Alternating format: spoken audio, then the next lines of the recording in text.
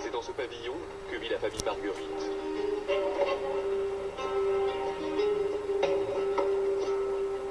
Ça va, Eva? Eva? Eva est la cadette de cette famille. Elle est ce qu'on appelle une autiste sévère. Maintenant, on va manger, d'accord?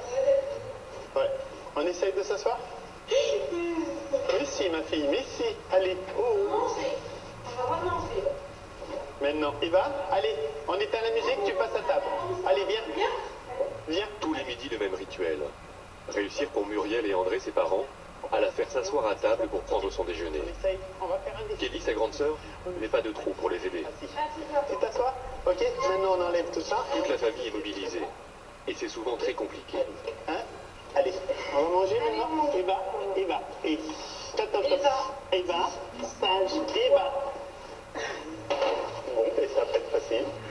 Donc, quand Eva veut pas manger à table, j'ai qu'une seule solution. Après, c'est la faire manger dans sa chambre. Eva a tout juste 18 ans. Elle ne parle pas. Et ne s'exprime que par des petits cris. Allez, on va Elle est manger. incapable de se laver ou de manger seule. Voilà. Elle arrive pourtant à se faire comprendre d'un simple petit geste. D'accord. Ça veut dire que j'en veux encore, vous voyez? André est le seul à réussir à la faire manger paisiblement. Regarde papa. Oui, d'habitude. Hein? Ah oui. Et regarde papa, c'est pas ça que tu regardes. D'habitude tu regardes. Tu vas, ma cadette? Nous on peut manger maintenant? Oh oh. Et oh oh. Tu fais un bisou à moi? T'as bien mangé? Hein? Une fois qu'Eva a pris son déjeuner, la famille peut enfin se mettre à table. Si on ne fait pas manger Eva avant, c'est pas possible d'être à table avec Eva. C'est pas possible. Voilà. Et là, encore, il faut surveiller Eva. Voilà. Hop, qu'est-ce qu'elle veut, Eva? Des repas qui se déroulent rarement, en toute sérénité. Ah oui. Il y a toujours un stress. Il y a toujours un stress parce que là, vous avez vu Eva passer en 2 secondes. Il peut y avoir un tout petit truc qui va changer le comportement d'Eva. Exemple, elle a envie de remettre le couvercle sur la casserole. Si elle n'a pas pu le mettre, ça va tout chambouler. Ce midi-là, Eva est restée assise et a laissé ses parents déjeuner tranquillement. Mais ce n'est pas toujours le cas. Eva, te mords pas, ça sert à rien. Ce qu'il redoute le plus, ce sont ces moments de crise dans lesquels se met Eva. Des crises violentes, qui peuvent surgir à n'importe quel instant, dès lors qu'Eva subit une frustration qu'elle n'arrive pas à exprimer. En témoigne cette vidéo prise il y a quelques mois par la famille.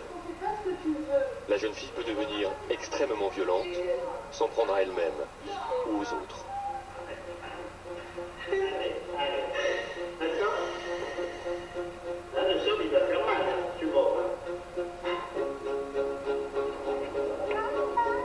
Des enfants pas comme les autres. Des enfants avant tout. Ils sont autistes, trisomiques ou souffrent d'une maladie génétique. En France, 670 000 enfants sont porteurs d'un handicap mental. Chaque année, il naît près de 8 000 enfants qui ne pourront jamais être totalement autonomes. Comment les prendre en charge ? Vivre avec un enfant handicapé, pour bien des familles, c'est une souffrance. Pourtant, beaucoup n'ont pas d'autre choix. En France, on manque cruellement de place en institut spécialisé. Et pour ceux qui en trouvent une, le cauchemar n'est pas terminé. Notre enquête nous a fait découvrir le pire. Des enfants attachés, des enfants drogués de neuroleptiques, des enfants que l'on frappe, que l'on insulte, que l'on humilie, sans qu'ils puissent se plaindre.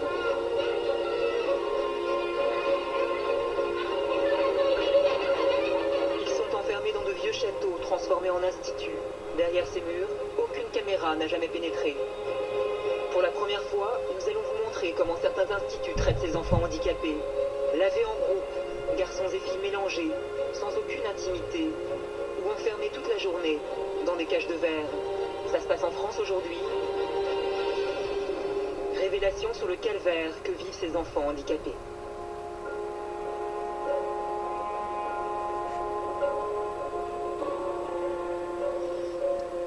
Retour en Bourgogne avec la famille d'Eva. La veste, la veste. Aujourd'hui, un enfant sur 100 développe à la naissance un syndrome autistique comme Eva. Pour les parents de ces enfants, chaque instant du quotidien nécessite une organisation et une attention particulière. Un quotidien souvent très compliqué à gérer. Le système que j'ai mis pour Eva, hop, on se met au milieu. Ça, c'est un système maison. Et après, je lui mets quand même sa ceinture. Mais au moins, avec la première, elle ne peut pas enlever si elle enlève le premier. Voilà. Pour les sorties, André a bricolé dans son taxi un système de sécurité pour éviter qu'Eva les mette en danger en perturbant sa conduite.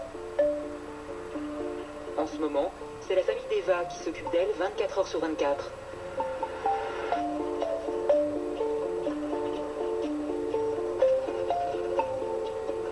Elle est heureuse. Voilà, ben ça va. Tant qu'elle a le sourire, c'est que c'est bien. C'est pas tout le temps le cas.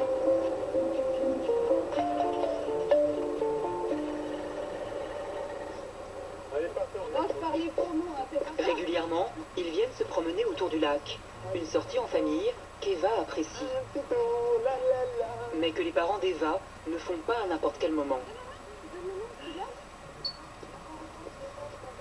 Lorsqu'il y a du monde, on fait demi-tour, on évite d'y aller parce que Eva n'a pas tout le temps les comportements que tout le monde accepte, on va dire.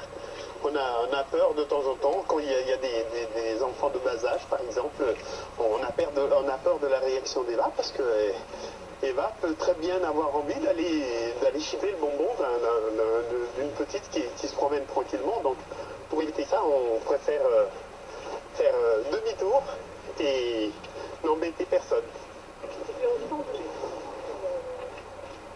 Au départ, la promenade se passe bien, Qu'est-ce que tu veux? mais soudain, Eva s'agite. Non, elle veut les bonbons, je sais ce qu'elle veut. Eva, elle veut les bonbons. Les bonbons sont dans la poche. Quand Eva n'a pas ce qu'elle veut, elle est frustrée et devient agressive. Difficile à contrôler. Allez, tape. Bon, qu'est-ce qu'il y a? Non. En toutes circonstances, André tente de rester calme et d'apaiser sa fille. Arrête, parce que sinon... Quoi? Qu'est-ce que tu veux? Allez. Mais André s'est trompé. Ce ne sont pas les bonbons qui provoquent l'agitation d'Eva, mais un bruit de tronçonneuse. Eva l'a déjà perçu et s'agite de plus en plus. C'est le bruit, j'avais pas compris. Qu'est-ce qui a fait réagir, là? La tronçonneuse. La tronçonneuse? Oui. Ça, elle ne supporte pas et c'est pour ça qu'elle veut faire demi-tour. Je sais pas ce que ça fait dans la tête. Hein? Non, non, non, non, non, non, non, non, non, non, non, non, non, non, on s'en fiche. Hein? La tronçonneuse. Pour une autiste comme Eva, le moindre détail du quotidien peut être perçu comme une agression. Ce jour-là, à cause du bruit d'une tronçonneuse, la promenade va tourner court. Toute la vie de la famille Marguerite s'organise autour d'Eva. Ses parents, mais aussi son frère, Guillaume, et sa sœur Kelly ne la quittent jamais des yeux. Une vie qui, depuis des années, tourne au huis clos. Vous savez, quand vous avez un enfant comme Eva, comme on dit, on n'est plus invité, on est évité. Oh, ça nous a coupé de beaucoup de monde, et même la famille proche. On est capable de ne pas voir des gens de la famille très très proches pendant 4-5 mois. Ils viennent pas à la maison parce que ils ont peur qu'Eva les morde. Tout simplement.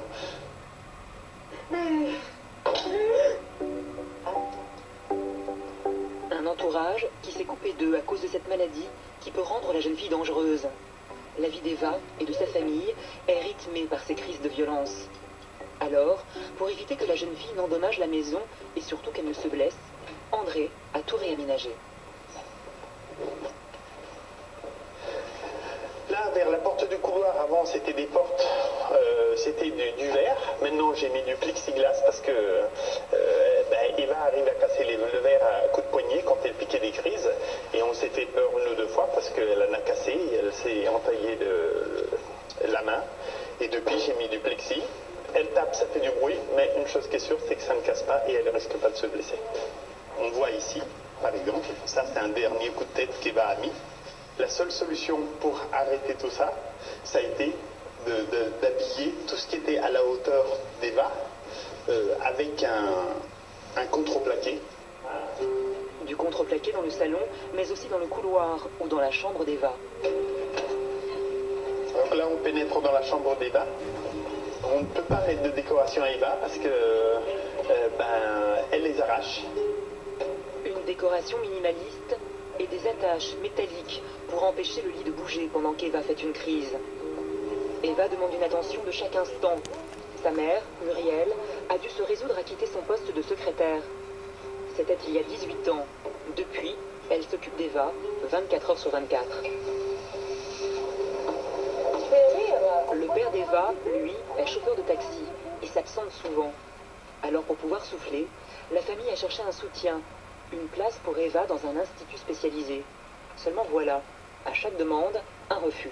En fait, les réponses sont toujours les mêmes. Qu'est-ce qu'ils vous disent? L'établissement fonctionnant déjà en sureffectif, il n'est pas envisageable de prévoir une nouvelle admission. J'accuse réception de votre demande de séjour pour Eva. Cependant, j'ai le regret de vous informer qu'Eva n'est pas prioritaire. En effet, nous avons obligation de recentrer nos inscriptions sur la région centre. Une quinzaine de réponses et c'est toujours la même chose. Les arguments sont toujours les mêmes pour refuser de prendre en charge Eva. Manque de place. Notre établissement fonctionnant déjà en sureffectif, il n'est pas envisageable de prévoir une nouvelle admission. Problème de structure. N'ayant pas d'internat, nous ne sommes pas en mesure d'accueillir votre fille.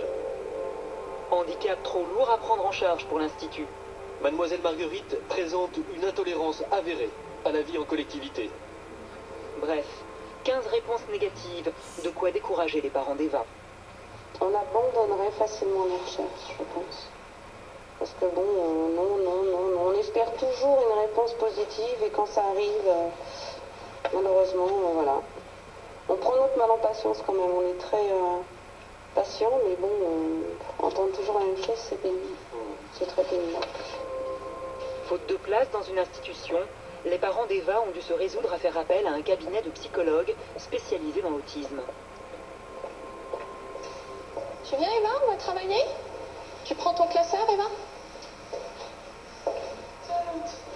Voilà, c'est bien, super. Bah dis donc, tu vas en courant même. C'est bien? Rachel vient 3 matinées par semaine faire travailler Eva. C'est bien, Eva. Après, Eva. L'un après l'autre. Eva. La prestation coûte 1 200 € par mois.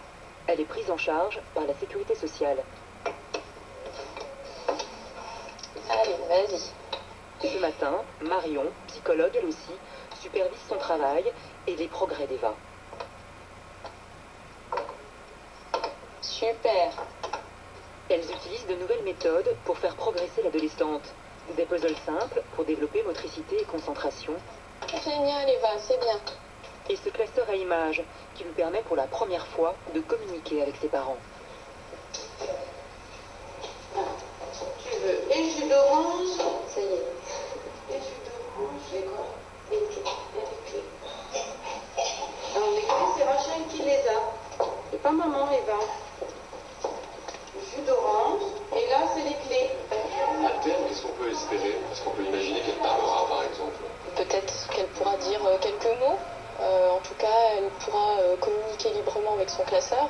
Ça, c'est un moyen de communication qu'elle pourra utiliser à la fois pour faire des demandes, mais également pour faire des commentaires. Par exemple, je vois ça dehors ou je sens telle chose.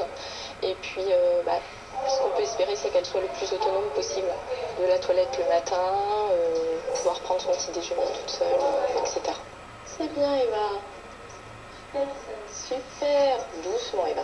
Allez, tu La jeune fille fait des progrès, mais 3 matinées par semaine avec Rachel, c'est bien insuffisant pour faire cesser ses crises. Et à ce moment-là, justement, pour une raison inexpliquée, Eva se met dans une colère noire. On se calme, Eva. Eva. On Allez, se calme. alors ça. Eva, allez. C'est moi qui le mets dans ma poche. Vraiment, quand elle est trop agitée, ce qu'on fait, on la met dans sa chambre et si vraiment c'est nécessaire, on l'attache. Parce que le problème, c'est qu'elle elle s'en prend à elle-même. Donc elle se cogne la tête contre tout ce qu'il y a, donc contre les meubles, contre la fenêtre. Et elle peut s'en prendre également à nous. Donc vraiment, pour l'empêcher de se faire mal et nous faire mal, on est obligé parfois d'en arriver à l'attacher. Pendant ce temps, Eva est en train de tout casser dans le salon. Elles n'auront pas d'autre choix que d'essayer de l'attacher. Pendant ces crises, sa force est décuplée. Même à 4, elle n'arrive pas à la maîtriser. Allez, Eva, on se calme. On se calme. On souffle, Eva. On souffle. Eva, calme-toi. Eva. Ça sert à rien là. Eva, Allez, on se calme, Eva. je t'allonge. T'entends? On se calme. Ça suffit. Eva, allez. Eva. Tu te calmes. La crise va durer un peu moins de 10 minutes. Elle est très violente. Eva, on se calme. Je vais pas te lâcher, Eva. Un quotidien devenu trop lourd à porter pour la famille Marguerite. Il y a 3 ans, ils avaient enfin trouvé une place pour Eva. Un soulagement qui s'est transformé en cauchemar. Une clinique psychiatrique privée, à 2 pas de chez eux, avait accepté de prendre en charge la jeune fille. C'est dans cet ancien château qu'Eva a passé une année. Mais que s'est-il passé derrière ces murs? À chaque visite, voilà dans quel état André retrouve sa fille. Ce jour-là, choqué, il filme Eva avec son téléphone portable. Eva est sanglée à son lit, alors qu'elle est très calme. La jeune fille est incapable de retenir sa salive.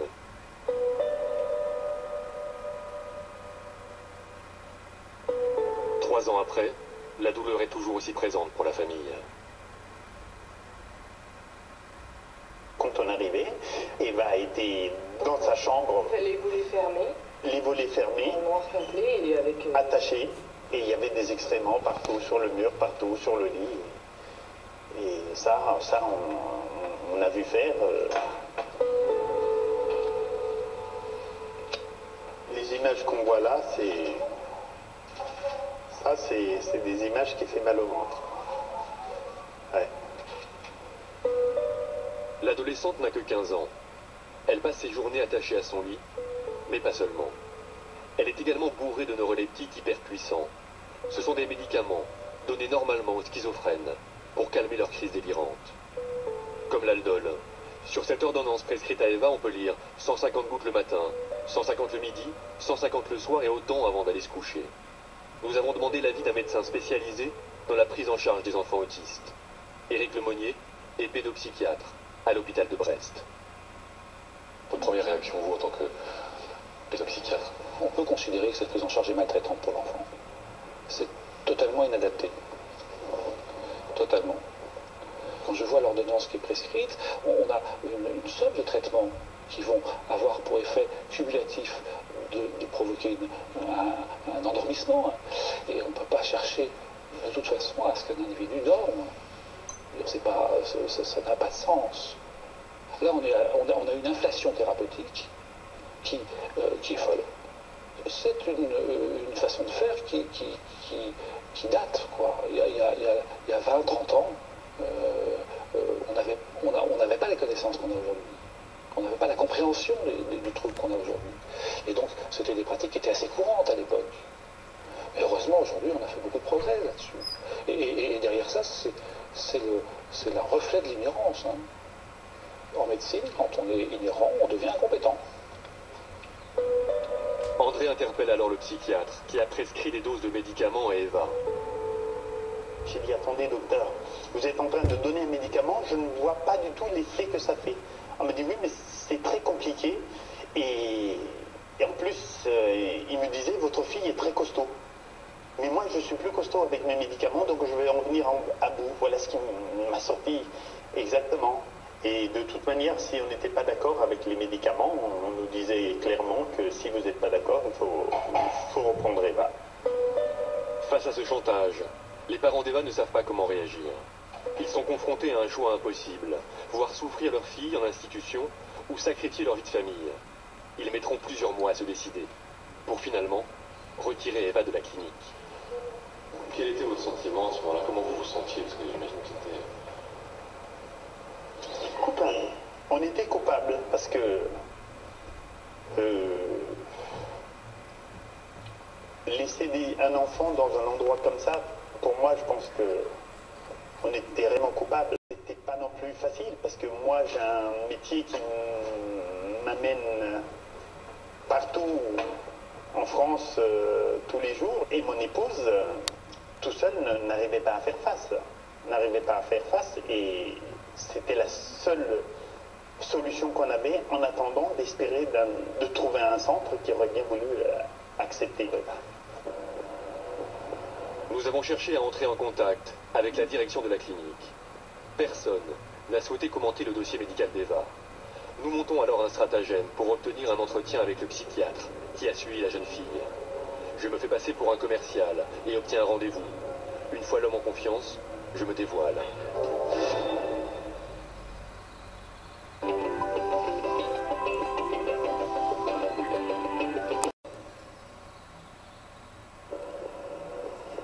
Nous avons cherché à entrer en contact avec la direction de la clinique. Personne n'a souhaité commenter le dossier médical d'Eva. Nous montons alors un stratagème pour obtenir un entretien avec le psychiatre qui a suivi la jeune fille. Je me fais passer pour un commercial et obtiens un rendez-vous. Une fois l'homme en confiance, je me dévoile. Mais en fait, je suis pas commercial, je voulais vous montrer. Ouais, qu'est-ce que vous en pensez? Et j'attends le bon moment pour lui montrer les vidéos que le père d'Eva a tournées avec son téléphone portable. Le médecin défend ses choix thérapeutiques. D'accord. Ça vous parle? Bah oui. Non, en fait, parce que j'ai cherché à vous vendre plusieurs fois. Ouais. Voilà, mais ça, je voulais absolument vous rencontrer. Ah, d'accord. Et mais oui, mais il faut bien que moi, c'est mon boulot, j'essaie de comprendre les choses. Ça vous inspire quoi? Bah, rien, parce que nous, on a des traitements, si vous voulez, sédatifs. Pour les calmer. Bah, comme dans tous les hôpitaux psychiatriques.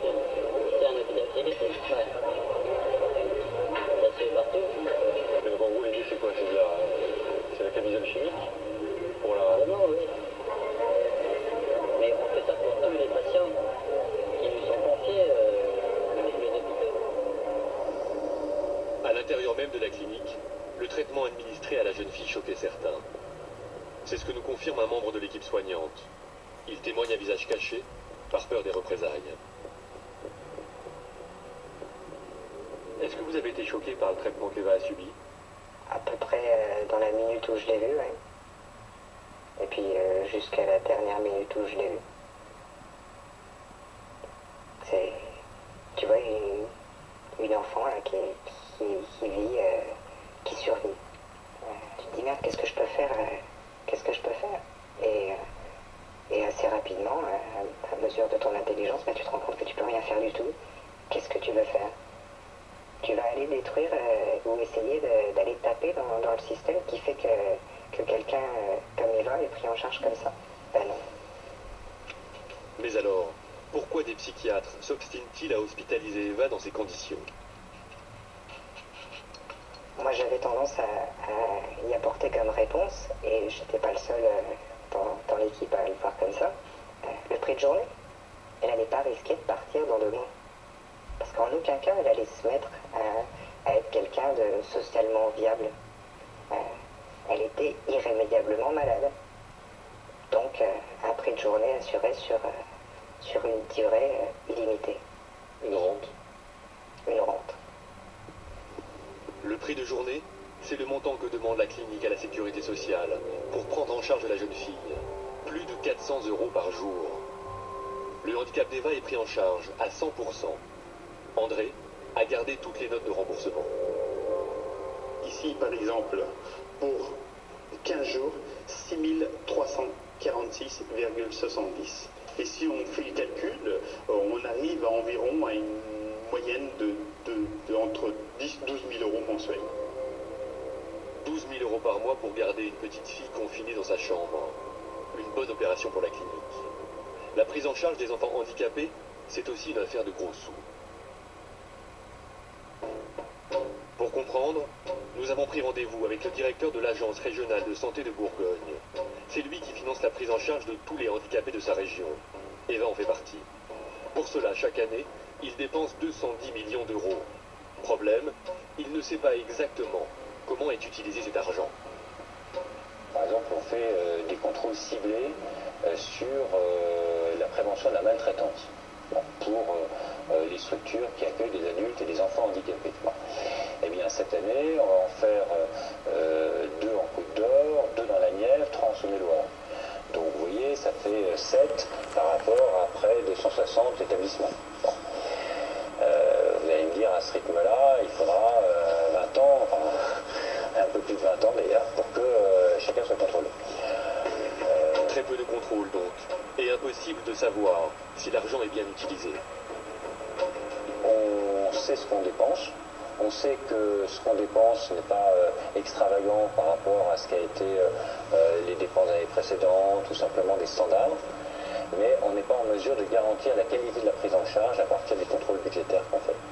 On sait où va l'argent et on ne sait pas garantir qu'on est toujours aux meilleures pratiques. C'est donc quasiment un chèque en blanc de 210 millions d'euros que l'ARS de Bourgogne fait à ses établissements chaque année. Pour la famille d'Eva comme pour les autres familles, trop peu de solutions d'accueil pour leur enfant handicapé. Alors certaines d'entre elles, poussées à bout, envisagent le pire. Nous partons dans le sud-ouest de la France, à quelques kilomètres de Carcassonne. Nous rencontrons Régine Salva.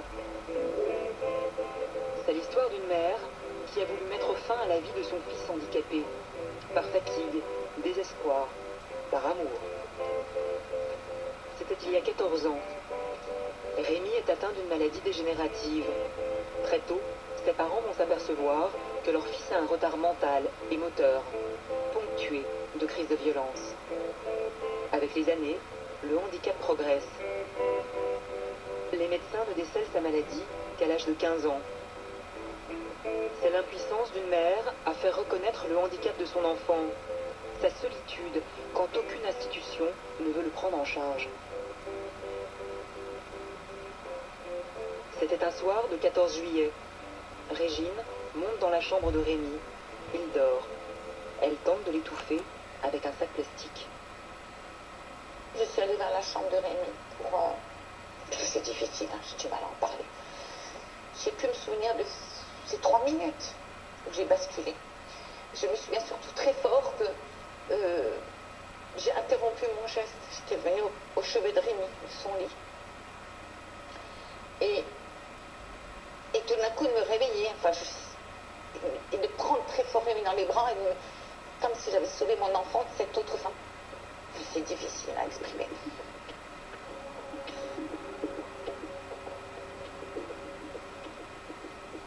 Comment expliquer qu'un jour, une maman ou un parent puisse songer à supprimer son enfant? C'est très très dur à expliquer.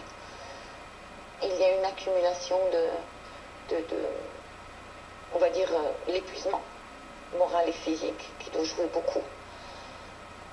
Et ce sentiment de me dire mon enfant va vivre des cauchemars, mon enfant a souffert comme un damné déjà, et là encore ça risque de se reproduire, et puis, enfin je ne sais pas, je dois le libérer, enfin, je ne veux pas qu'il vive ça. Car au-delà de son handicap, la vie de Rémi est une vie de souffrance. Il avait été interné en psychiatrie quelques mois et il avait vécu, oui, des formes de maltraitance. Il avait été coupé de nous, il avait été shooté en neuroleptique, il avait été attaché sur son lit, il nous a raconté qu'il s'était uriné dessus. Enfin, il avait vécu des choses épouvantables. Donc, à ce moment-là, si vous voulez, je n'ai pas projeté dans quelques années quand il serait grabataire. Grabataire, prisonnier de son corps, détruit. Je crois que j'ai véritablement paniqué à l'idée qu'on enferme à nouveau notre enfant. Parce qu'à ce moment-là, les parents n'ont rien à dire. Hein. En France, enfin, je ne sais pas comment c'est dans d'autres pays, mais Rémi a été interné et a vécu des choses cauchemardesques, dont même des sévices sexuels d'un autre jeune homme interné. Le lendemain de son geste, Régine consulte avec Rémi leur médecin de famille. Elle lui raconte ce qu'il s'est passé. Le médecin la dénonce alors auprès des services du procureur. Régine sera poursuivie pour tentative d'homicide volontaire. L'enquête va durer 2 ans. Régine sera relaxée. Rémi, quant à lui, n'en voudra jamais à sa mère. Le matin qui a suivi cette nuit difficile, quand je suis arrivée auprès de lui, il m'a juste dit « Mais maman, il faut dormir la nuit ». C'était l'humour de Rémi, avec un beau sourire. Et il m'a embrassée. Donc il n'y avait chez Rémi aucune rancœur ou animosité, donc c'était quand même primordial. Il a compris, et bien plus tard, quand la maladie avait très lourdement évolué, il m'a dit abruptement, tu sais maman, je ne t'en ai jamais voulu d'avoir songé à me supprimer. Pour lui, c'était l'aider à partir. Je t'en ai plutôt voulu de ne pas avoir été au bout de ton geste. Ça, c'était un choc de l'entendre, mais ça, elle l'a pensé, je pense, plus tard. L'histoire de Régine n'est pas un cas isolé. Chaque année, des parents à bout de force tentent d'abréger le calvaire de leurs enfants handicapés. Si Régine a pu s'arrêter à temps, d'autres vont au bout de leur geste. En 2005, une mère tue sa fille handicapée.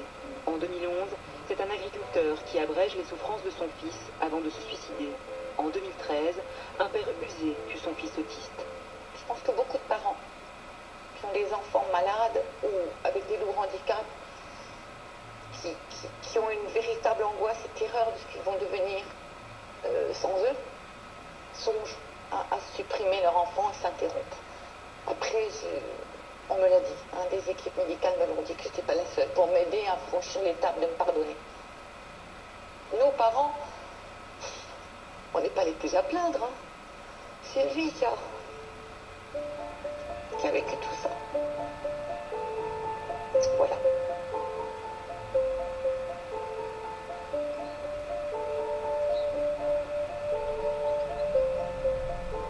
En juillet 2008, Rémi se suicide en avalant des médicaments.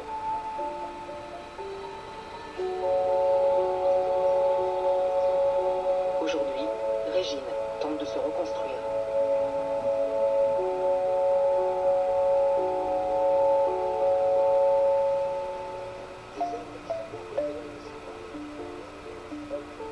Nous retournons en Bourgogne, revoir les parents d'Eva.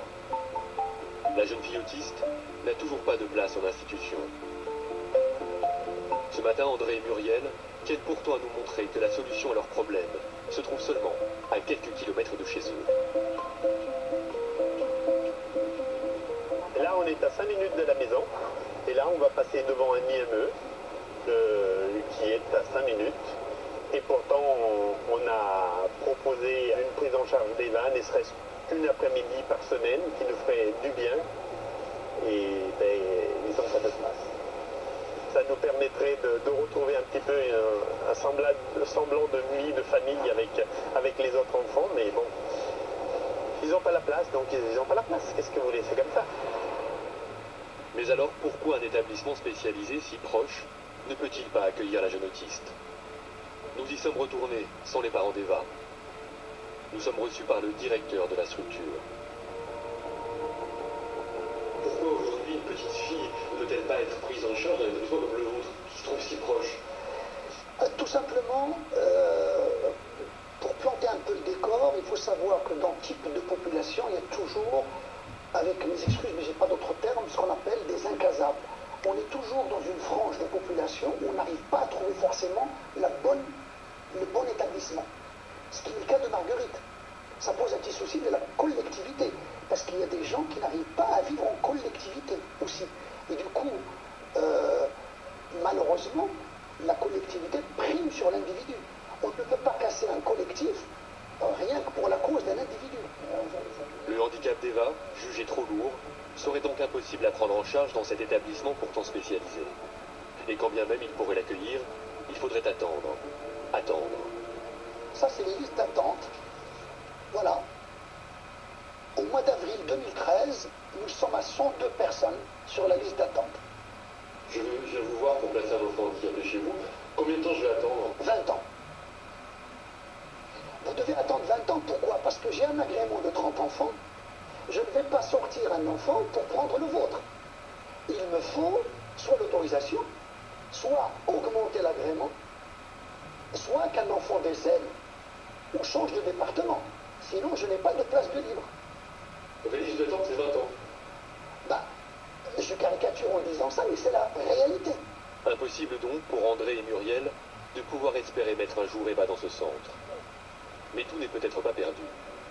Une autre institution accepterait de prendre Eva à l'essai. Problème, elle se trouve à Montluçon, à plus de 180 km de chez eux. Ce matin, ils ont rendez-vous à la MDPH, c'est la Maison départementale des personnes handicapées, une agence d'État. Ce sont eux qui valident les orientations des personnes handicapées en institution. Ce sont eux également qui accordent les financements pour la prise en charge. André et Muriel se rendent donc à cet entretien plein d'espoir. Ils veulent croire qu'une place sera disponible à Montluçon, mais on va leur faire une proposition étonnante. Ça marche pas. Oui, ça va possible. Ben oui. On a un établissement qui ouvre, c'est en Belgique qui ouvre, il sera opérationnel en 2014-2015. Ben moi, je vais croiser les doigts à fond pour que ça marche, parce que Belgique, ça fait un peu loin quand même. Je vais être franc avec vous.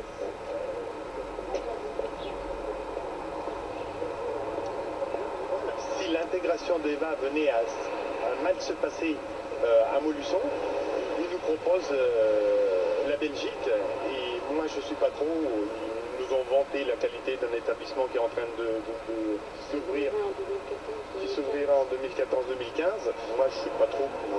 L'éloignement nous fait peur. Voilà, l'éloignement nous fait peur, on n'est pas trop pour mettre ma fille en Belgique. Et comment il justifie le fait de vous proposer la Belgique et pas l'établissement en France?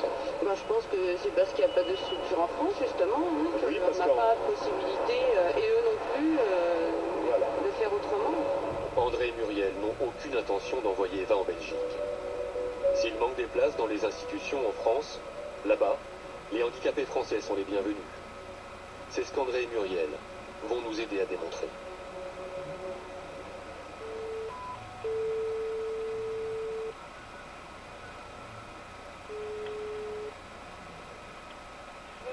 Oui, je suis Monsieur Marguerite, je me présente. Au bout du fil, la directrice d'une institution belge.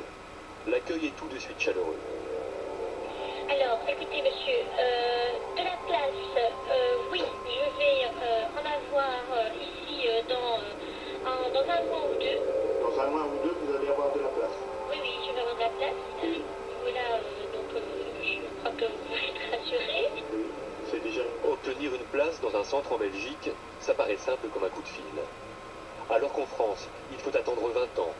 En Belgique, c'est quelques mois seulement. La Belgique serait-elle alors une terre d'accueil pour les handicapés français? Un modèle de solidarité ou un véritable business? Direction la Wallonie. Nous sommes à Stambrugge, à 80 km de Bruxelles. Isabelle Resplandino est la responsable d'une association qui gère les problèmes des familles françaises qui placent leurs enfants handicapés en Belgique.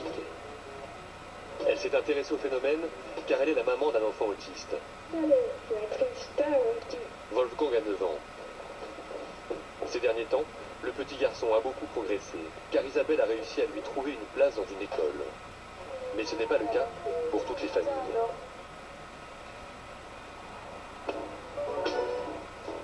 Aujourd'hui, elle va nous servir de guide.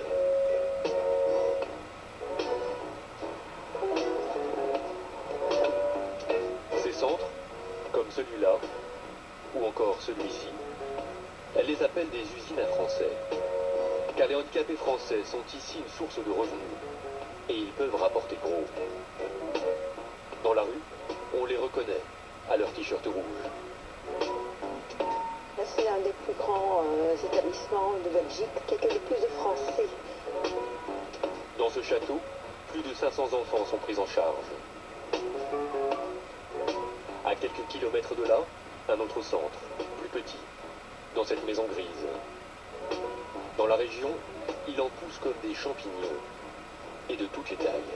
C'est assez fréquent que les personnes qui ont une belle maison de maître, assez vaste, eh bien, ils se disent pourquoi pas on n'ouvrirait pas un centre pour recueillir les personnes handicapées françaises. Donc ce sont les plus petites structures. En Wallonie, à quelques kilomètres de la frontière française, il y a près de 100 établissements qui accueillent 6000 handicapés français. Il faut quelques mois en Belgique pour monter une structure, il faut plusieurs années en France. Ici, les normes sont beaucoup moins exigeantes. En Belgique, n'importe qui peut se lancer dans ce business. Un business qui peut être très rentable. Des entreprises carrément marchandes, donc qui sont là pour faire du bénéfice avec ces personnes-là, donc ils vont rogner sur tout, sur les repas, sur les services rendus, sur les sorties, sur l'accompagnement pédagogique, sur les activités, et pendant que le directeur va se verser un salaire mirifique. Ce sont les maisons départementales des personnes handicapées qui décident d'orienter les enfants en Belgique. Le coût de la prise en charge est assuré par la Sécurité sociale française. Chaque année, c'est plus de 60 millions d'euros payés par la France à la Belgique. Pour un enfant handicapé belge, la prise en charge est de 80 euros par jour. Alors que pour un enfant français, elle peut varier de 120 à 300 euros. Cette manne financière est propice aux dérives. Ce centre, par exemple, accueille aujourd'hui une quinzaine de handicapés français.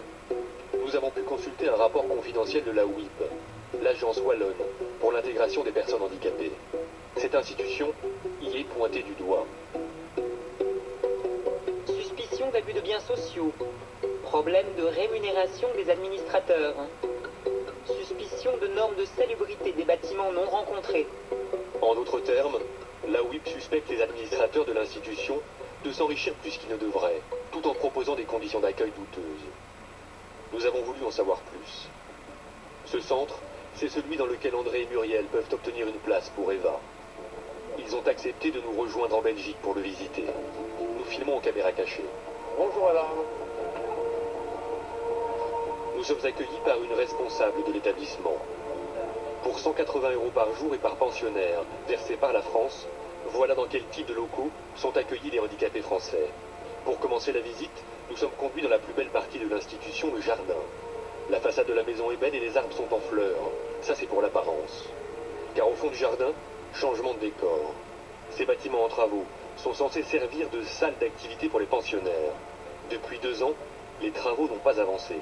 Donc pas d'activité pour les handicapés. Si Eva obtenait une place dans l'institut proche de chez elle, voilà de quel type d'équipement elle pourrait bénéficier. Une salle d'activité, ça ressemble à ça. Des portes sécurisées, une grande pièce lumineuse au mobilier adapté, où même les radiateurs sont placés en hauteur pour des questions de sécurité. En Belgique, à l'intérieur de la maison, ce n'est guère mieux qu'au jardin. Le grand salon, le voilà. Maintenant que nos travaux sont finis, ils doivent être terminés depuis 2 ans. Ce sera normalement un grand salon avec le billard et... Ah oui, d'accord. Un grand salon, d'accord. Oui, faut imaginer. Ça va être très beau, mais... Pour l'heure, le grand salon est en chantier. De plus, toutes les chambres sont occupées. Alors pour loger les nouveaux arrivants comme Eva, l'hébergement prévu est assez surprenant. Donc on va installer des préfabriqués pour tous nos autonomes, qu'on va mettre soit dans le jardin, soit devant, mais pour une période, une très courte période, 6 mois maximum normalement. Ça fait un peu peur, mais... Ça fait un peu peur les préfabriqués, effectivement. Mais en même temps, c'est tout à fait normal et c'est courant dans les institutions scolaires. Des préfabriqués pour loger des handicapés. Une pratique répandue en Belgique selon elle. Dans cette salle à laquelle on accède en passant par la cuisine, les travaux ont bien été terminés. Il s'agit du cabinet médical, qui se trouve dans la même pièce que la laverie, séparée par une simple armoire à linge. Et l'atelier bien-être, un peu également. D'accord. On ferme les volets. Elles ont tout un naturel ici avec des huiles essentielles et des choses. Et il y a une masse. D'accord. Mais vous arrêtez la machine? Les machines s'arrêtent, oui. En France, une salle de massage et de soins, ça ressemble plutôt à cela. Matelas à eau à 30 degrés, piscine à balles, lumière tamisée et colonne à bulles.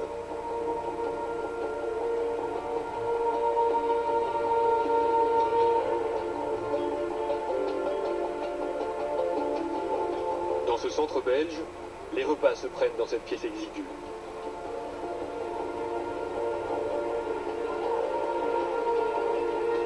En France, le réfectoire est spacieux, et le mobilier est adapté à tout type de handicap.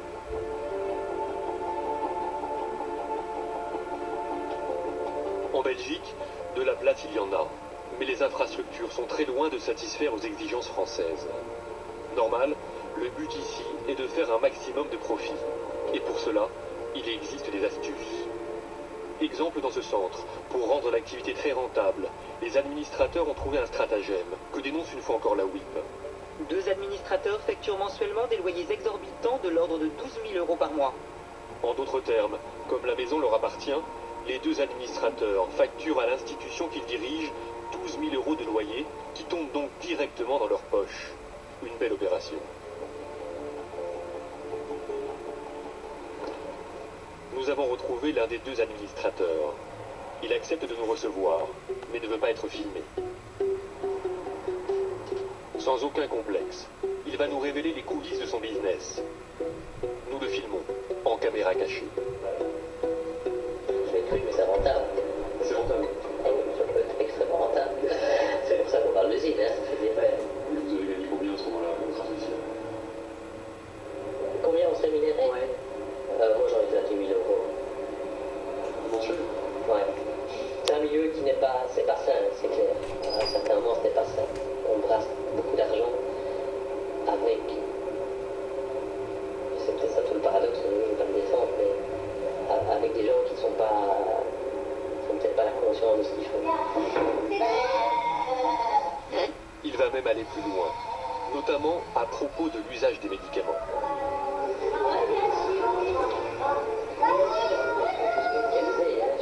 Ils sont tous bourrés de médocs, c'est pas moi. Je m'en aurais pas vu qu'ils en aient moins, mais oui. C'est rare qu'un résident comme ça n'ait pas de neuroleptique. Mais c'est pour qu'ils soient tranquilles ou... Mais c'est considéré comme pathologique, donc ils ont des comportements inadéquats. Qu'est-ce qu'on fait quand on a un comportement inadéquat? On médique les gens. C'est une mécanisme médicamenteuse. Des handicapés français hébergés dans des conditions contestables, que l'on bourre de médicaments, et des directeurs de centres qui s'enrichissent grâce aux subventions françaises. Nous sommes allés revoir le directeur de l'Agence régionale de santé de Bourgogne. C'est lui qui finance ce type de prise en charge. Nous l'interpellons sur ses pratiques. Donc moi, très franchement, je ne me réjouis pas de la situation. Je pense que c'est pas une bonne situation. Mais je ne peux pas vous dire non plus, je ne fais pas confiance aux autorités belges pour... De toute façon, vous n'avez pas le choix. Alors c'est encore une fois le problème. Parce que nous, on a pu rencontrer dans notre enquête en Belgique, par exemple, des médecins qui nous disaient que c'était extrêmement rentable d'ouvrir ce qu'il appelle une usine à Français en Belgique, que lui gagnait, depuis qu'il avait ouvert, plus de 10 000 € par mois, et qu'il n'y connaissait absolument rien dans cette prise en charge. Et il disait, c'était imaginez le prix de journée que nous donne la France, c'est ce qu'il nous disait devant... Alors c'est encore une incitation supplémentaire à progresser rapidement en France. Une fois encore, le directeur reconnaît ses limites. Résultat, des dizaines de millions d'euros français continuent à partir vers la Belgique sans aucun contrôle.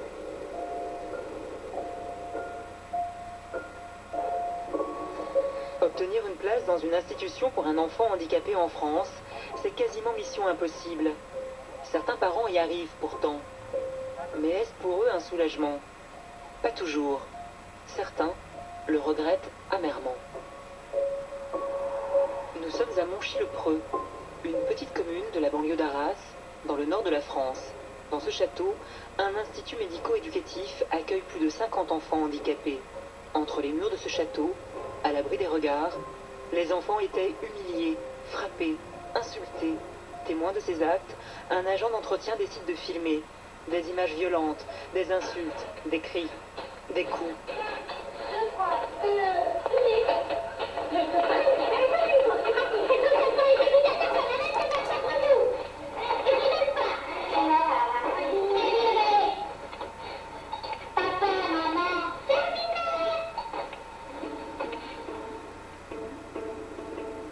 L'homme qui a réalisé ces images a accepté de nous recevoir chez lui. Pendant des années, David a été le témoin de paroles déplacées, d'humiliations ou de comportements violents envers les enfants handicapés. Petit à petit, je remarquais des petites choses. On parlait mal aux gamins, ou les coups de pied au cul, ou bouge ton cul de là, ou je vais pas dire de gros mots, mais c'était ferme un peu ta... Hein. Ou le gamin, s'il avait envie de parler, tais-toi, on t'a pas demandé de parler, quoi. Moi, ça me choquait, quoi. Parce que j'ai quand même été à l'école, on m'a jamais parlé comme ça à l'école.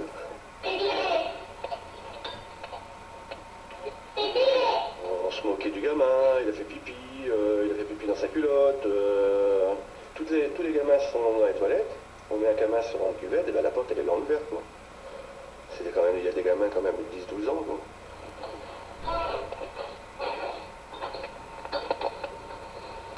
Tu manges pas, bouffe une baffe. Si elle mange pas, on prenait la fourchette et on lui mettait dans la bouche, quoi.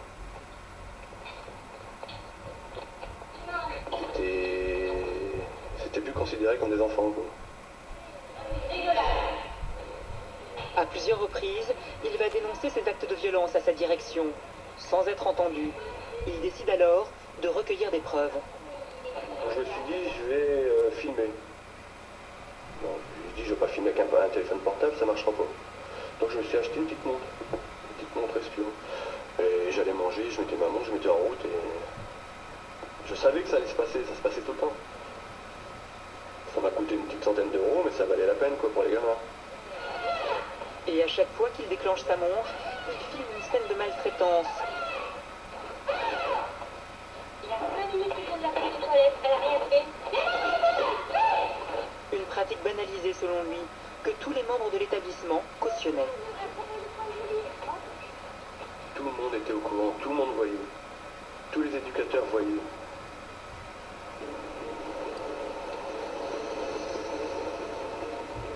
David décide alors de porter ses vidéos à la gendarmerie. Une enquête est ouverte. Dès le lendemain, la directrice du centre et 3 éducateurs sont immédiatement mis à pied.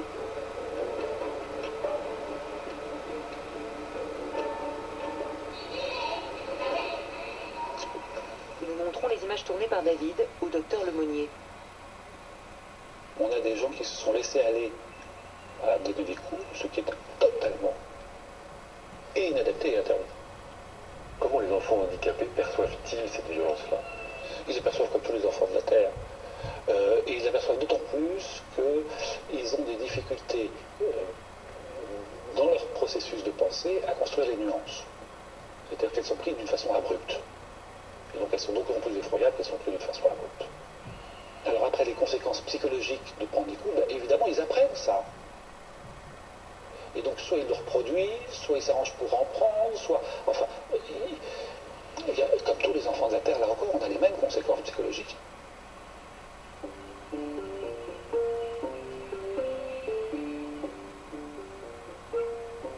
Situation incroyable, tous les enfants maltraités sont restés à l'IME de Monchy-le-Preux, faute de place dans d'autres institutions.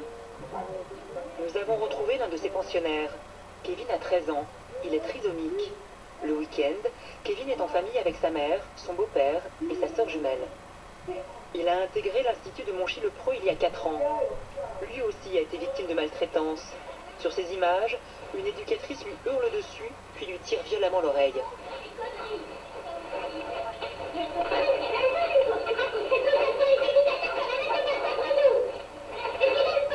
Kevin n'a jamais pu raconter explicitement les violences qu'il a subies à l'institut. Avant cela, c'était un enfant calme, facile à élever. Mais à partir de ce moment-là, son comportement a changé.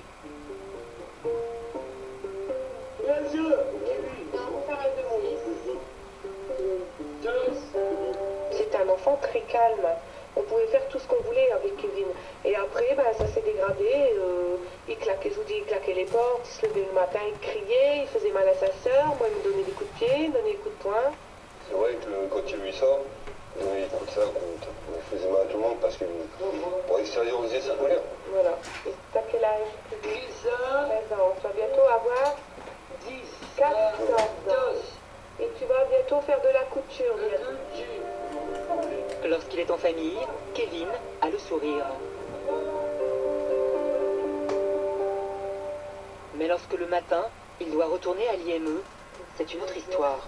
Bon appétit, mon loulou. 7h30, nous le retrouvons pour le petit déjeuner. Mange doucement. À cet instant, Kevin est encore dans son univers. Il est plongé dans ses dessins animés.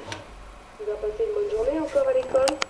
Tu vas aller voir tes copains? Non, je vais le copain. Ah bon? Bah si tu vas aller à l'école. Je me dis. Si. Bah si tu vas aller à l'école. Si tu vas aller à l'école. Bah si tu vas aller voir tes copains. Tu vas aller jouer avec Brandon. Non. L'idée d'aller à l'école le rend nerveux et ce n'est qu'un début. Non. Tous les matins j'ai le droit. Hein Kevin? Ça, il ne le faisait pas avant. Je faisais pas avant. Non, du tout. Il est hyperactif depuis ce qu'il a subi.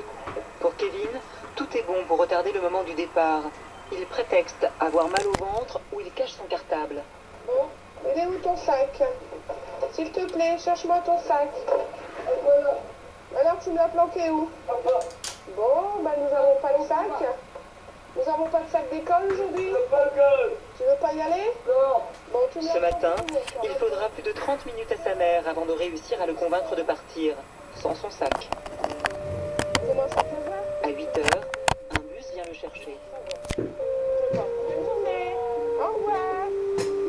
Au revoir, mon petit cœur. Aujourd'hui, les actes de maltraitance ont cessé à l'IME de Monchy-le-Preux.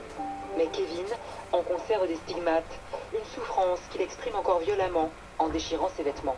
Donc voilà, là nous sommes dans la chambre de Kevin. Bon, j'ai gardé pour montrer au directeur de l'IME de Monchy-le-Preux que Kevin continue à craquer ses affaires. Donc son pyjama, il a 8 jours. Et regardez l'état de son pyjama. Hein. Faire une jupe, quoi. Alors Kevin, quand je lui dis qu'est-ce que t'as fait à ton pyjama? Rien, c'est pas moi. Regardez, la vengeance. Ça, il continue à faire ça? Il continue, oui. Il continue. Et ça raconte quoi? Pourquoi il fait ça, selon vous? Le stress de l'école. Son mal-être, il l'exprime en craquant toutes ses affaires. Laurie est la sœur jumelle de Kevin. Elle n'est pas handicapée. Ils ont toujours été très complices. Enfants, ils étaient inséparables. Et puis Kevin a été maltraité. Et tout a changé. Laurie en garde une blessure. Après, il ne parlait plus, il restait dans son coin. Et même quand on lui parlait ou je m'approchais de lui, il se reculait de peur ou que je le frappe ou quoi. Du coup, j'essayais de plus me rapprocher de lui, mais c'était toujours un échec. Aujourd'hui, ça va mieux? Tu as retrouvé ton frère d'avant? Comme avant? Pas complètement, mais je le retrouve. Il souffre de plus en plus, mais il y a quand même une partie de lui qui a changé. C'est quoi? Tu sais? Je sais pas trop. Ça a changé en tout cas. Les parents de Kevin ont été entendus par la gendarmerie. 6 mois d'enquête qui ont permis de reconnaître la maltraitance sur les enfants handicapés. 3 éducateurs et la directrice de l'établissement seront bientôt poursuivis devant la justice. Ils risquent jusqu'à 5 ans de prison. Mais sur le banc des accusés, un autre homme sera aussi convoqué. David, le chauffeur qui a réalisé les vidéos. L'éducatrice qui était filmée m'a accusé que j'avais frappé un enfant aussi. Donc, et un parent d'élève qui m'aurait soi-disant vu frapper un enfant dans un bus. Dans la période de fin décembre, début janvier 2011. Alors que l'établissement a été fermé fin décembre, début janvier 2011. Celui qui a dénoncé les actes de violence se retrouve donc poursuivi pour les mêmes faits.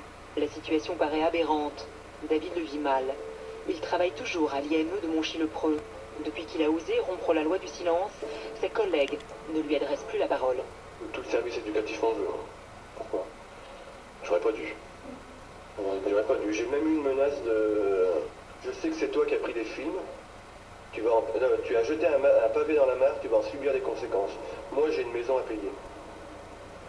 J'ai lancé un pavé dans la mare, ça veut bien dire ce que ça veut dire. C'est que tout le monde était au courant, que c'était la mare et... Il ne fallait pas dénoncer le truc. Alors, il faut que je paye le prix fort, on ne quitte pas le navire. Et comment ça se passe maintenant au quotidien? On m'a mis au placard.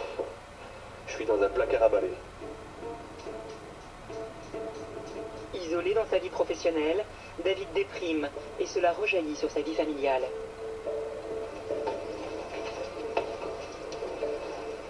J'allais rien me dire, j'étais de mauvaise humeur, j'étais stressé, je dormais mal. Je pouvais plus parler à mes gosses, quoi. J'ai plus de conversation. Les gosses, c'est sacré, hein. Je vis seul. On va se reconstruire, hein. Séparé de sa femme, David ne vit plus avec ses enfants. Sa dénonciation lui a coûté cher. Il ne tournera véritablement page. Difficile de dénoncer les actes de maltraitance sur des enfants handicapés. Dans ces instituts, c'est la loi du silence. Et ceux qui osent la briser prennent de gros risques. Nous sommes dans le sud de la France, une petite bourgade de 8000 habitants. En dehors de la ville, ce château du 19e siècle. Ici, plus de 80 enfants handicapés sont accueillis en internat. À plusieurs reprises, ces dernières années, des éducateurs du centre ont tenté de dénoncer ce qu'ils considèrent comme de la maltraitance envers des enfants du château. En 1999, Bernadette est la première à saisir la DAS. Aujourd'hui, elle est à la retraite. Son souvenir est intact. Nous avions un groupe de 9 enfants. À côté de nous, dans les bâtiments, il y avait un autre groupe d'au moins aussi 9 enfants. Entre les deux, il y avait un WC pour tout le monde. Et donc, il y avait des seaux hygiéniques sur lesquels on pouvait installer les enfants. Ça, déjà, c'était surprenant. Ça, ben voilà, des grands garçons comme ça, on les met sur des seaux hygiéniques en disant que c'est pour leur éducation, je sais pas trop quoi. Pensez-vous qu'ils ne tiendraient pas sur des toilettes normales? Voilà, une toute petite bonne femme, voilà, installée devant les box dans lesquels il y a des grands garçons. Une petite bonne femme toute nue, comme dans le groupe qui était à côté du mien. La responsable n'hésitait pas à envoyer une enfant du groupe, un peu plus débrouillarde que les autres, pour vider les seaux dans le seul WC qui existait.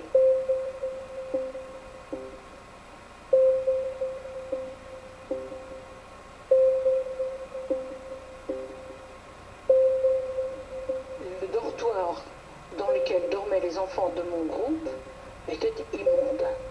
Immonde. Vous avez des lits en fer, à barreaux, surélevés, dans lesquels on met indifféremment des petits ou des grands.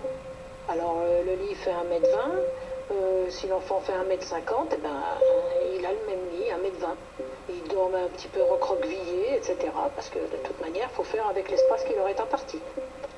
Alors ça, c'est un petit réduit qui a exactement la largeur des 2 matelas que vous voyez là, qui a exactement la longueur des matelas en question, et dans lequel on enfermait le soir deux jeunes qui dormaient donc sur ces matelas, même le sol, enfermé. Et vous demandez pourquoi on était stupéfaites.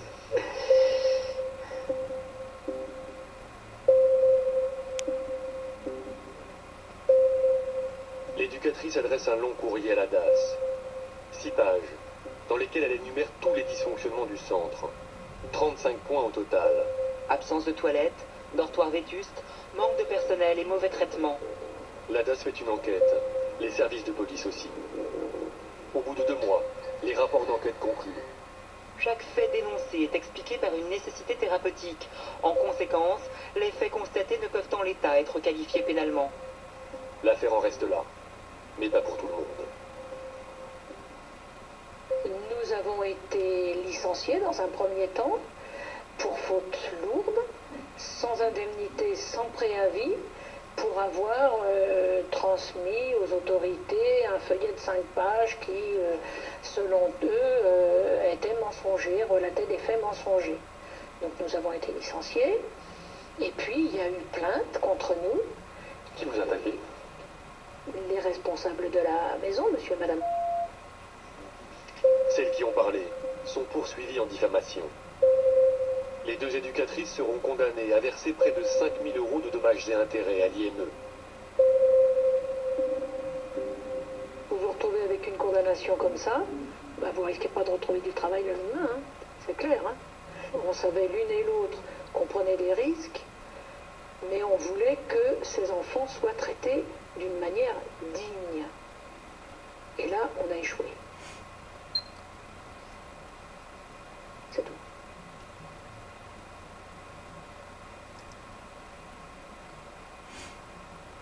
J'espère que d'autres réussiront.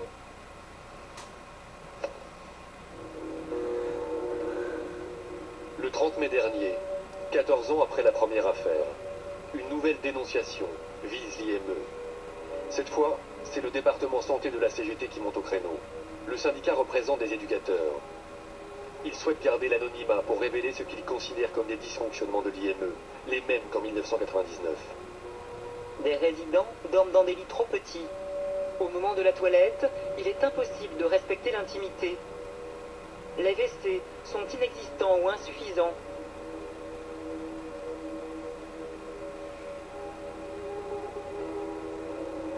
Alors nous avons voulu vérifier si toutes ces accusations étaient fondées. Au téléphone, un responsable de l'institution. Quand on a le type de courrier qu'on a reçu il y a une quinzaine de jours, je veux dire, c'est d'une médiocrité déconcertante. On a inventé tout un tas de dysfonctionnements, alors on n'a jamais prétendu être parfait. Est-ce qu'on peut visiter avec vos institutions? Est-ce qu'on peut se rencontrer? Est-ce qu'on peut faire quelque chose justement pour montrer comment vous travaillez? Oui, tout à fait, oui. Moi, ça m'intéresse. Hein. Oui. Hein, ce serait possible, ça? Oui. Le rendez-vous est pris le lendemain matin pour visiter le château. Sur place, nous sommes accueillis par le comité de direction. Mais plus question de filmer quoi que ce soit. Bonjour. Nous avons rendez-vous avec monsieur... La seule chose que l'on nous concède, c'est une petite visite d'une partie du château sans caméra, que nous tournerons tout de même, avec une caméra cachée. Les salles d'activité d'abord, dans lesquelles nous ne croisons aucun enfant handicapé. Donc ça, c'était une ancienne salle de cinéma. À l'étage, un dortoir, manifestement refait à neuf, où nous n'apercevons que quelques pensionnaires. Le château en héberge pourtant 85. Il est 10 h du matin. Cela fait 1 heure que nous parcourons les salles de l'établissement. Et l'on se demande bien où se trouvent les enfants. Les salles vides, c'est pas très intéressant. Elles ont le mérite d'exister, mais enfin si. Non, mais c'est pour ça qu'en plus, le matin, c'est pas le meilleur moment. Parce qu'ils font quoi, les enfants? Ils sont où le matin? Mais le matin, ils se lèvent, ils font comme vous, ils prennent leur petit déjeuner, ils se douchent, ils s'habillent. Et comme c'est des groupes de 6 à 8, ça prend un petit peu de temps. Les enfants les plus atteints par le handicap se trouveraient dans une autre partie du château. Mais curieusement, la visite s'arrête là. Vous voulez pas aller voir les handicapés? Non, non, non. Vous voulez voir le problème? Ouais. Non, pas maintenant, non. Pourquoi nous empêche-t-on de visiter cette aile du château?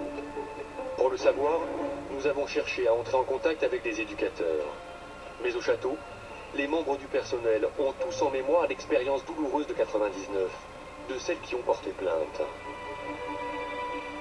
Un membre de l'équipe soignante a tout de même accepté de nous aider, un seul, de nous raconter et de porter une caméra cachée pendant son service, dans l'aile interdite à notre caméra. Cette personne met en danger son poste, c'est donc une autre voix que vous entendrez. Il est 9 h du matin. L'entrée se fait par cette petite porte. On découvre une première salle à manger. Derrière, une salle commune. À peine passé la porte, on découvre un jeune handicapé à moitié dénudé assis sur un seau. Les mêmes seaux que sur les photos de 1999.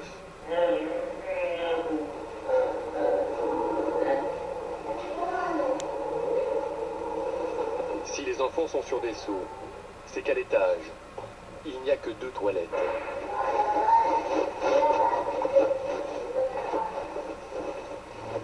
Les voilà, sans porte et sans séparation.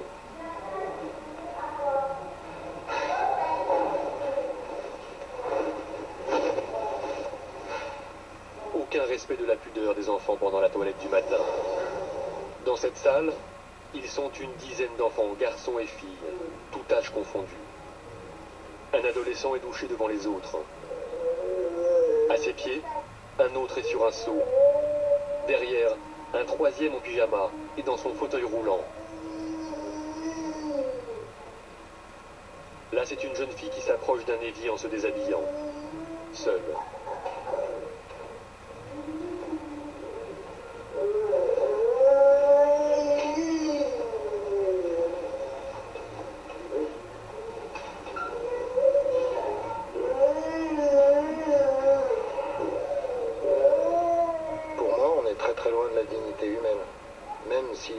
polyhandicapés. Ce n'est pas parce qu'ils sont polyhandicapés qu'ils n'ont pas le droit à la dignité, je suis désolé. Tous les jours, les éducateurs sont confrontés, parce qu'il n'y a pas les moyens, parce que les locaux sont pas faits pour, à finalement toucher des enfants, à les faire aller sur les seaux, sans aucun respect pour leur pudeur, pour leur intimité. C'est pas des animaux, quoi. Je suis désolé, mais c'est des enfants. Des enfants que l'on douche dans des dédiés devant tout le monde. Cela est parfaitement interdit. On a reçu un guide de bientraitance et de maltraitance. Moi, si je reprends mon guide aujourd'hui, et il y a plein de choses sur la maltraitance. Le mot est fort, mais moi, je m'y retrouve pas. Je m'y retrouve pas du tout. La charte, la voilà. Elle est éditée par l'IME. Règle numéro 3 de la maltraitance, ne pas respecter l'intimité. Il est considéré comme inadmissible de faire plusieurs toilettes dans le même lieu.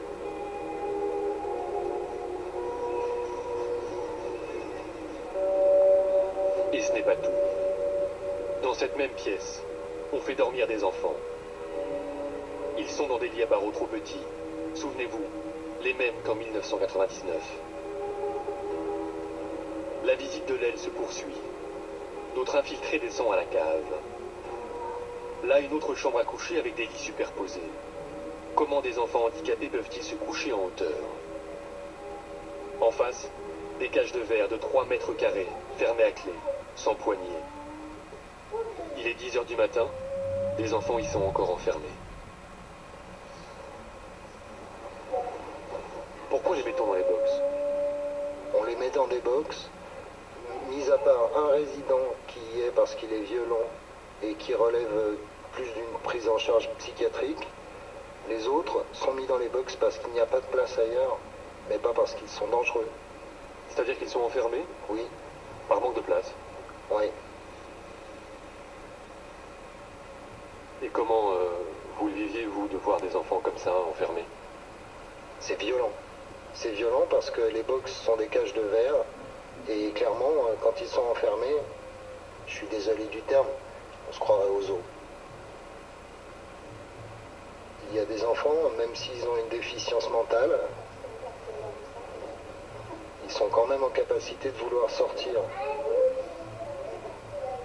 Et vous les voyez vouloir ouvrir, gratter à la porte, vouloir sortir, et ils ne peuvent pas.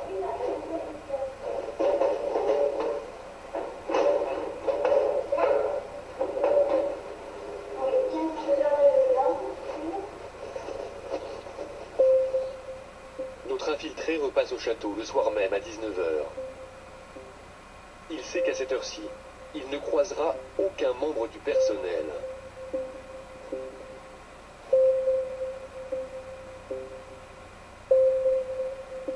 Dans les chambres, beaucoup d'enfants sont attachés avec un corset bleu, fait maison.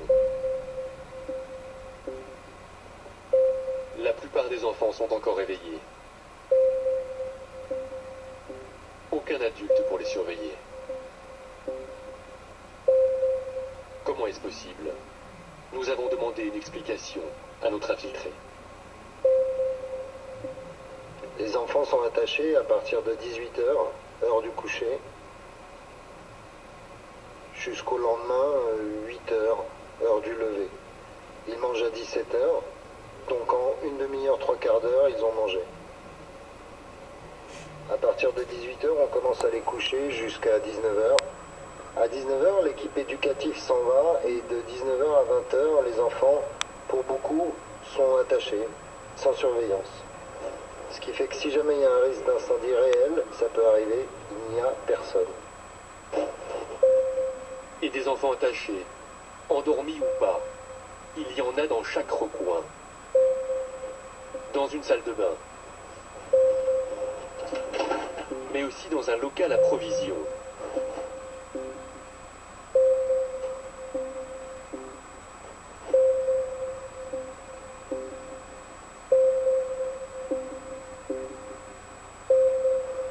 Ici sont stockées des boîtes de conserve.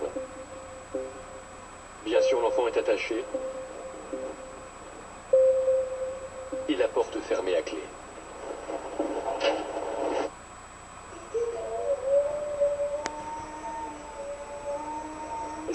atteint la dignité humaine. Et que ceci n'est acceptable nulle part, jamais. Comment peut-on essayer d'imaginer, restituer à ces gens une position de dignité, d'autonomie, si on les maintient dans ce contexte de vie-là? À plusieurs reprises, nous avons sollicité la direction de l'IME pour répondre à nos questions. Nous aurions aimé savoir pourquoi des enfants handicapés sont accueillis dans de telles conditions. Est-ce par manque de moyens financiers? Car si une partie du château a été rénovée, l'aide où sont pris en charge les polyhandicapés ne l'a pas été depuis près de 20 ans. Malgré cela, les images tournées par notre infiltré nous réservent une dernière surprise. Dans le garage du château, 2 Ferrari et une Bentley prennent la poussière. Elles appartiennent à la famille des propriétaires de l'IME. 6 mois après notre tournage, l'ARS rend un rapport alarmant qui confirme les accusations des éducateurs. Aujourd'hui, certains d'entre eux portent plainte à nouveau contre l'IME. Ils espèrent cette fois avoir gain de cause.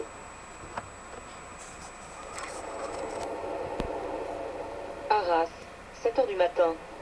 Nous sommes au début du mois de février. C'est le premier jour d'audience pour la directrice et les éducateurs accusés d'avoir maltraité les enfants handicapés de l'IME de Monchy-le-Preux. David, l'agent d'entretien qui a osé dénoncer, est lui aussi convoqué. C'est lui qui avait filmé les humiliations, les coups, les insultes sur les enfants handicapés.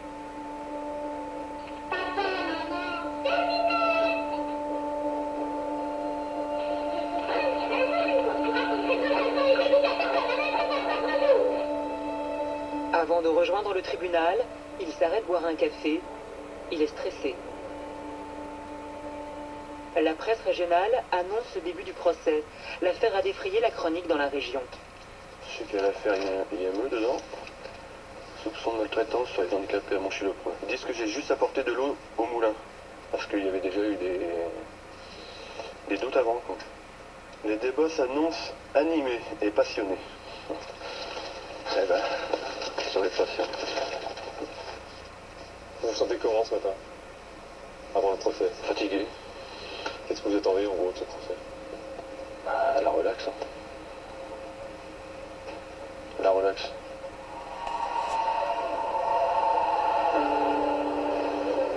Devant les grilles du tribunal, David retrouve Coralie et Michel, les parents de Kevin. Coralie est bouleversée à la perspective d'être confrontée aux éducateurs accusés d'avoir frappé son petit garçon.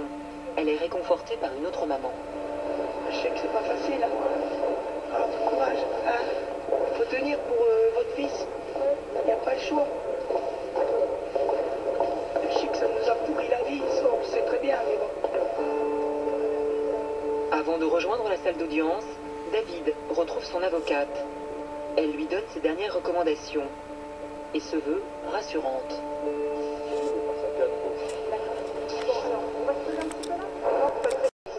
D'accord. Vous avez des questions ou pas? Bah non. Ça va? Vous avez des questions? Allez, ça va bien se passer. Ouais. 2 jours et puis après c'est terminé. Le procès doit durer 2 jours. L'audience est ouverte, vous pouvez vous asseoir. Ils sont 6 à comparaître devant le tribunal correctionnel d'Arras. David et 3 éducatrices pour acte de maltraitance. La directrice plus un éducateur pour non-dénonciation de ces actes. L'audience peut commencer. Nous n'avons pas été autorisés à filmer les débats. Pendant cette première journée de procès, le tribunal va visionner les vidéos que David a réalisées. Une épreuve pour les familles des enfants maltraités qui ne les avaient jamais vus. Lors d'une suspension d'audience, Coralie craque. Voir les images sur lesquelles Kevin subit des violences est insupportable. Les vidéos, quand vous avez vu les vidéos? C'est affreux, c'est affolant. C'est trop dur. Hein. C'est marquant, c'est choquant. Et je crois que j'aurai cette vidéo toute la vie dans ma tête. Je peux pas la défaire de ma tête, cette vidéo. Je peux pas. C'est impossible. C'est inadmissible. Inadmissible, inadmissible. Le procureur de la République a lui-même été choqué par la violence des images, mais surtout par l'absence de remords des éducateurs. C'était le meilleur réquisitoire possible. Quand vous voyez des images comme ça, effectivement, vous attendez d'avoir les explications des personnes qui sont à l'origine pour qu'ils vous expliquent qu'est-ce qui a pu, dans leur prise en charge éducative, les conduire à de telles dérives. Bon, les éléments qu'on nous a apportés n'expliquent rien. Lorsque vous les interpelliez sur ces images, sur ces violences, la réponse que vous receviez systématiquement, c'était « oui, je reconnais que ce sont des comportements éducatifs inadaptés ou des reprises éducatives inadaptées ». Brigitte Guidez était à l'époque la directrice de l'IME. Elle nous dit n'avoir découvert les comportements violents de ses éducateurs qu'en visionnant les vidéos. Moi, je n'ai jamais assisté à des événements similaires lors de mon arrivée dans le groupe ou au passage, parce que bon, un directeur va et vient dans l'établissement, évidemment. Mais quant à l'audience, elle regarde les images, sa réaction va choquer les magistrats. Quand on demande à la directrice qui vient de visionner les images, pour vous, est-ce que les images que vous venez de voir sont constitutives de maltraitance? Elle répond, ce n'est pas de la bientraitance. Bon, entre la bientraitance et la maltraitance, il y a un pas qui, pour eux, manifestement, est extrêmement difficile à franchir. Brigitte Guidez a été licenciée. Elle est poursuivie pour non-dénonciation d'actes de maltraitance. David l'avait alertée à plusieurs reprises, mais elle n'a rien fait. Dans une procédure comme celle-ci, elle aurait dû immédiatement avertir la police afin de protéger les enfants. Est-ce que vous vous sentez coupable? Non, je ne dirais pas que je me sens coupable. Je n'ai pas enclenché immédiatement une démarche administrative lourde. L'audience est reprise. À l'audience, personne ne se sent véritablement coupable. Pendant les débats, les éducateurs assurent même que leurs comportements inappropriés ne se sont produits qu'une seule fois, les jours où David les a filmés. Une des éducatrices qui a frappé les enfants a accepté de nous raconter à visage masqué comment elle en est arrivée là. On se confronte à un moment à des difficultés de prise en charge, notamment avec certains jeunes. Et malgré des appels à l'aide, malheureusement, on arrive à ce genre de geste incontrôlé et impulsif parce qu'on en vient à l'état d'épuisement professionnel. C'était devenu un mode de fonctionnement pour les éducateurs. Il n'y avait que ça pour se faire comprendre ou c'était... Non, je pense que quand vous avez en face de vous un enfant qui ne communique pas, qui n'a pas du tout l'accès au langage et la compréhension, au bout d'un moment, une fois de plus, on perd ses moyens et il y a du cri, contrairement avec des enfants qui parlent et qui ont une construction et avec qui on peut échanger. Il y a le ras-le-bol professionnel aussi qui s'exprime au travers de cris. C'est une forme de soulagement, on peut dire ça comme ça, qui n'est pas adapté, bien sûr. Le procureur a requis 10 mois de prison avec sursis pour les éducateurs et la directrice. Pour David, il demande la relaxe. Et va encore plus loin. Il le félicite pour le courage dont il a fait preuve. Pour David, c'est un premier soulagement. La fin de 2 ans. 2 ans de cauchemar. Il faut être prudent et attendre quand même, de libérer. Il faut être prudent, mais c'est vrai que c'est quand même déjà de bonnes choses. Voilà. Le verdict est prévu dans 2 mois.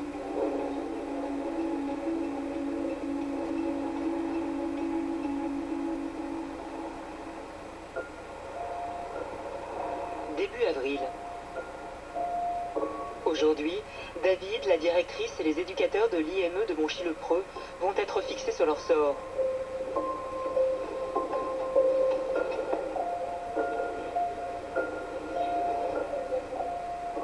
C'est le délibéré, après plus de 2 mois d'attente.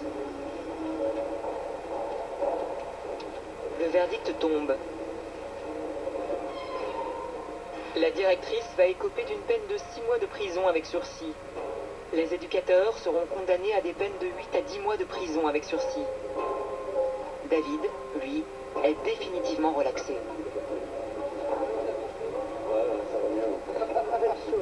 David est soulagé. À la sortie, les parents des enfants handicapés lui manifestent leur reconnaissance. Merci. Ça y est, relaxé. félicitations. Ouais, c'était normal. Bah, merci de ce que tu nous as fait. On t'en remerciera jamais assez, David. C'est beau ce que tu as fait. C'est un geste vraiment qu'on peut apprécier. Franchement. Plus de 2 ans de combat pour faire enfin reconnaître la maltraitance. Un combat qu'il ne regrette pas d'avoir mené. Grâce à lui, à l'IME de Monchy-le-Preux, aujourd'hui, le calme serait enfin revenu. Vous êtes ému, hein, monsieur le Bah ouais, je sais président, pas quoi dire, je sais pas quoi dire. Je m'y attendais, mais toujours, comme je dis à tout le monde, avec la peur au ventre. C'est vrai qu'à l'IME, ça a changé. Même le comportement, je suis pas éducateur, hein, attention, mais je vois le comportement des enfants qui sont plus souriants, ça crie moins, on n'entend plus crier. Mais ça me fait pas la peine. Allez,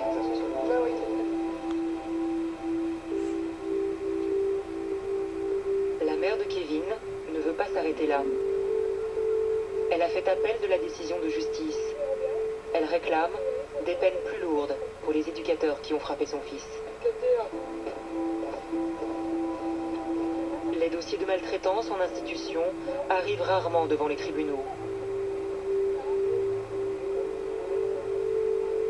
En France, des milliers d'enfants handicapés sont chaque année victimes de violences. Dans le plus grand silence. Ces révélations sont troublantes et insupportables évidemment, mais sachez que depuis un mois, les pouvoirs publics ont réagi et que cet établissement du Gers que nous avons vu dans ce documentaire a été placé sous administration provisoire pour que cette maltraitance cesse définitivement. Face à ce manque de prise en charge, certains parents, vous l'avez vu, sont poussés à bout. Ils pensent au pire pour soulager la vie de leur fils ou de leur fille. D'autres passent même à l'acte, comme Jeanne-Marie Préfaux, que Géraldine Levasseur est allée rencontrer à Montpellier pour zone interdite. Jeanne-Marie Préfaux vit près de Montpellier. Mariée à un médecin, mère de 5 filles, elle était institutrice. Il y a plus de 30 ans, elle a dû cesser de travailler pour s'occuper de sa dernière, Sophie. Elle était autiste, leur quotidien difficile. Elle ne dormait pas la nuit, ni la nuit, ni le jour, enfin, de bref moments. Tous les jours, les repas étaient difficiles, les nuits étaient difficiles, donc c'était un combat permanent. Vous étiez épuisée? Absolument. Je tenais plus debout, j'avais beaucoup maigri aussi. Quand on n'a plus le temps d'aller prendre une douche, même d'aller aux toilettes, même de manger, il reste rien. Vous ne pouviez pas demander de l'aide? Il n'y avait pas d'aide. Nous avions essayé d'embaucher un éducateur, mais cet éducateur n'a pas pu rester. C'était trop difficile. Comment ça? Il ne pouvait pas suivre Sophie. Sophie lui faisait peur. Pourquoi elle lui faisait peur? C'est effrayant, une personne en crise. Elle avait des mouvements brusques, des mouvements inattendus, un regard vide ou agressif. Et vous, elle vous faisait peur? J'avais peur pour elle surtout. Si, il y a eu des moments où j'ai eu peur qu'elle me blesse, oui. Nous étions tous en danger. Votre mari vous a soutenu? Il m'aidait comme il pouvait m'aider.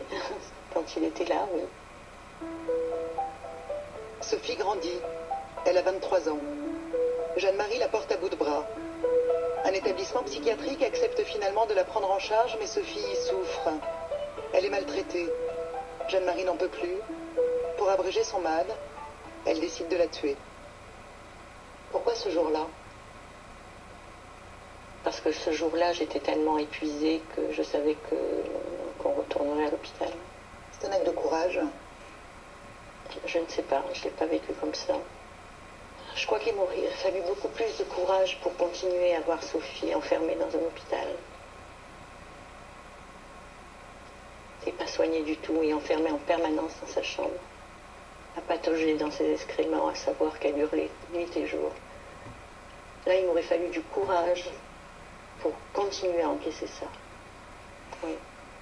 Si vous deviez définir votre geste, comment vous le définiriez? C'est un geste d'amour. Je ne voulais plus que ma fille connaisse à nouveau ce qu'elle avait déjà vécu à l'hôpital psychiatrique. Elle n'a pas voulu redire les mots de l'acte, mais elle les a écrits dans un livre où elle raconte son histoire. Je prends 2 flacons d'un puissant sédatif et la conduis à la voiture. Nous roulons longtemps, puis je verse le contenu des 2 flacons dans une petite bouteille de grenadine et la fais boire à Sophie. Je lui dis combien je l'aime, je ne m'arrête pas de lui parler, de la caresser, jusqu'à ce qu'elle s'éteigne, doucement. Est-ce que le fait de tuer Sophie, c'est un acte que vous avez mûrement réfléchi? Je crois qu'il venait par flash, ça passait. Mais à chaque crise, c'était plus difficile. Donc, après le passage à l'hôpital psychiatrique en 92, oui, cette idée, je l'avais en tête. Comment supprimer la souffrance de Sophie? Il n'y en avait qu'une. Et il n'y avait que moi qui pouvais le faire. Pourquoi? Parce que j'étais sa mère, que j'étais prête à tout supporter, même aller en prison des années pour soulager ma fille. C'est une décision que vous avez prise toute seule? C'est une décision que j'ai prise toute seule. Vous avez culpabilisé? Non. Qu'est-ce que vous avez dit au commissariat quand vous êtes arrivé? Je leur ai dit la vérité, que Sophie était dans la voiture, inanimée. Comment a réagi l'officier de police? Il a été très surpris. Et une dame m'a prise dans ses bras. Ils ont été extrêmement gentils et compréhensifs. Et quelle a été votre peine? J'ai été condamnée à 5 ans avec sursis.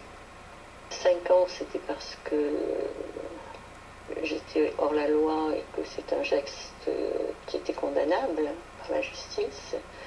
Et avec sursis parce qu'ils comprenaient très bien pourquoi j'en étais arrivée là.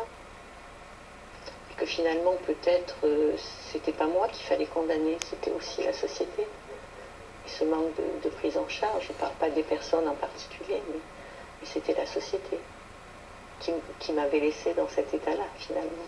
Qui nous avait laissé dans cet état-là, sans aide. Vous en avez voulu, votre mari?